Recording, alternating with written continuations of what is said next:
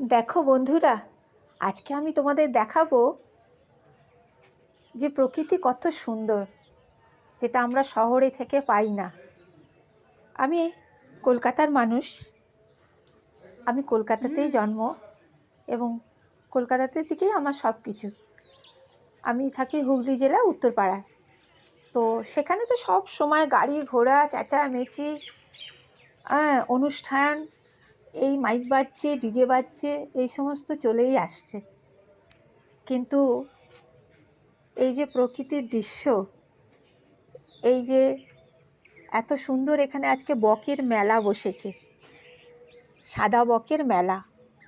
এত সুন্দরভাবে উড়ে উড়ে ধানের ক্ষেতের ওপর দিয়ে যাচ্ছে, আবার এসে বসে যাচ্ছে। মানে কি বলবো, মানে আমার বাড়ি থেকে আমি যে দেখছি বারান্দা থেকে, যেন মনে হচ্ছে আমি কোথাও বেড়াতে গেছি। সবাই বলে যে শহরে অনেক সুবিধে আছে। হ্যাঁ, শহরে তো সুবিধে আছেই। আমাদের এটা শিলিগুড়ি শহরই, যেখানে আমি থাকি, শহরে সুবিধে আছে সব কিছু। কলকাতাতে সবথেকে বেশি সুবিধে, তো শহরে সুবিধে আছে ঠিকই, কিন্তু শহরে প্রকৃতির সুবিধে নেই। সেখানে যে সুবিধেটা আছে সেটা মানে এখনকার দিনে তো অনেক খারাপ হয়ে গেছে। তো তবে শহরের ভিতরে থাকতে যে সব সুবিধে পাওয়া যায় না তা নয়।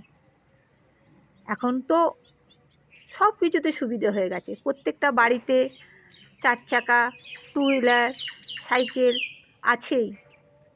দূরে দোকান বাজার করতে কোনো অসুবিধে হয় না। তারপরে তো সবথেকে এখন সুবিধে হয়ে গেছে ফোন। তুমি ফোনের মাধ্যমে তুমি সব কিছু আনতে পারবে, ওষুধ থেকে অ্যাম্বুলেন্স, তারপরে খাবার দাবার, সমস্ত কিছু, বাজার, জামা কাপড়। অসুবিধেটা কোথায়? কি তোমরা কি বলো, অসুবিধে আছে আমরা যদি প্রকৃতি দৃশ্যের মধ্যে থাকি? হ্যাঁ, বলবে তো?